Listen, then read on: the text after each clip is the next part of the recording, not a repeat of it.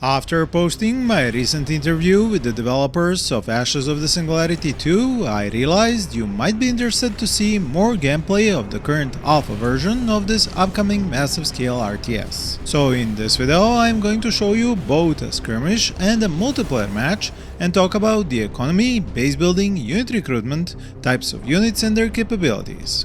Also, I will explain what is currently not implemented and tell you why I think this is going to be a perfect game for all you RTS gamers who want more strategy back into the genre and less dependency on quick mouse and keyboard usage.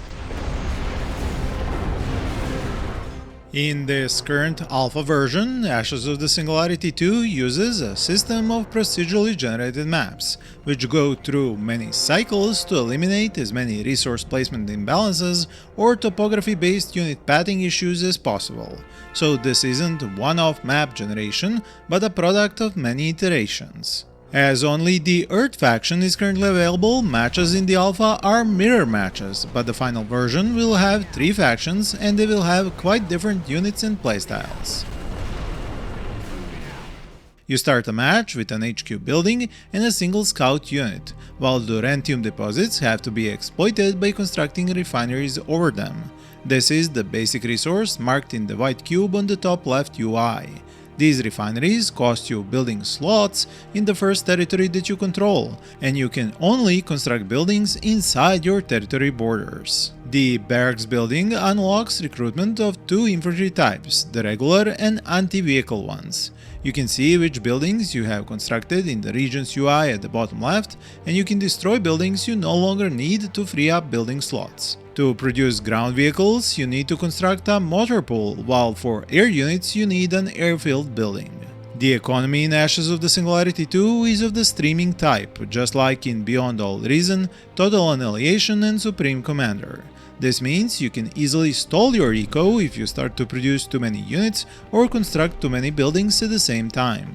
To prevent this from happening, you have to send out units to clear out NPC units from other territories and capture them at each control point, letting you construct more refineries, particularly Ellerite refineries, to collect the other resource type.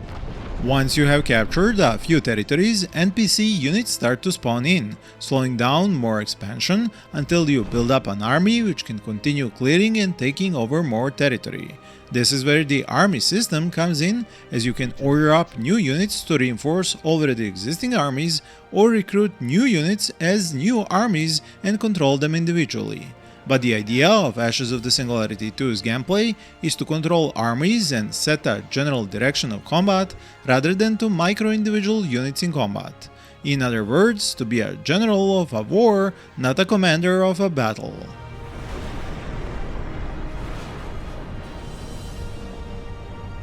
The game's engine can support massive armies in combat, but there is going to be a system of logistics which will limit the maximum number of units in a match.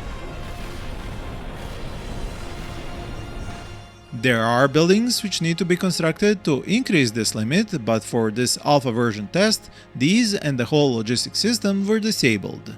Another system which was disabled is the research of tech, and you can learn more about the developers' plans for that system in my interview with them, linked up here and in the description below.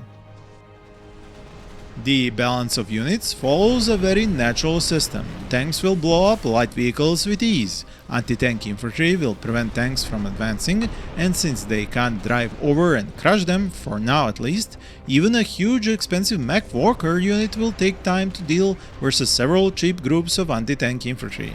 But an artillery unit or a bomber aircraft will delete them out of existence in 2 shots.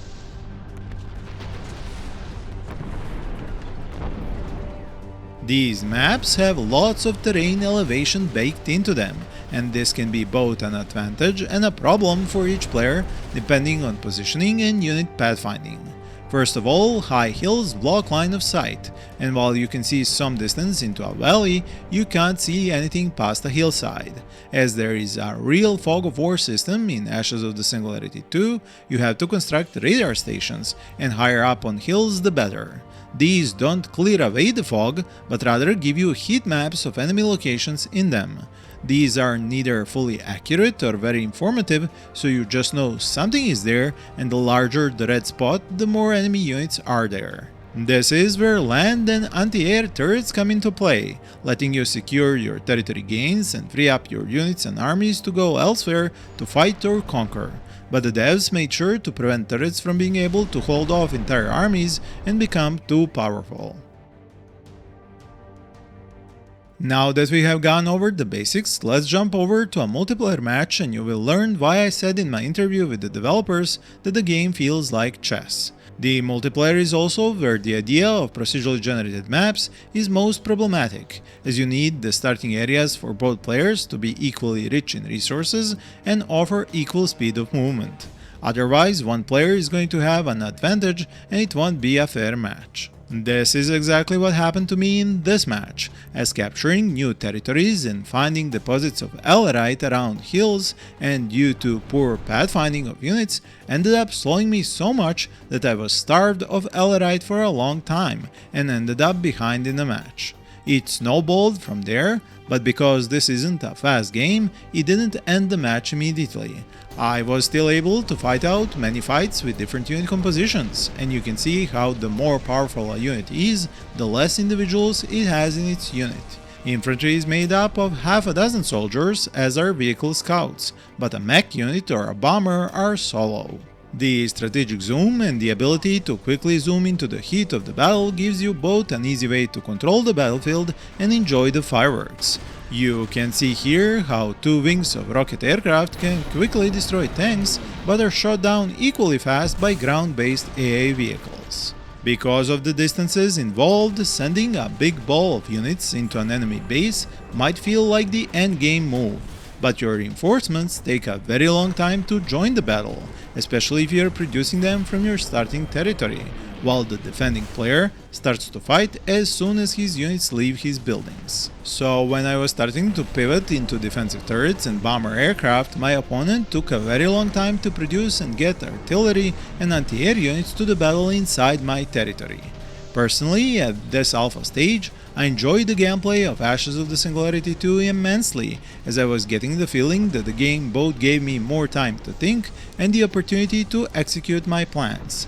Since you don't have to micro units, nor do they have abilities or skills to use, even players with very low APM can enjoy this RTS, and this is why I think it is going to bring back the strategy into real-time strategy games, which have turned into tactical APM fests, which I fear have scared away many potential players from the genre over the years.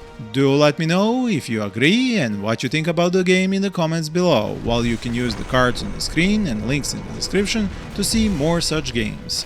Thank you for watching and happy gaming!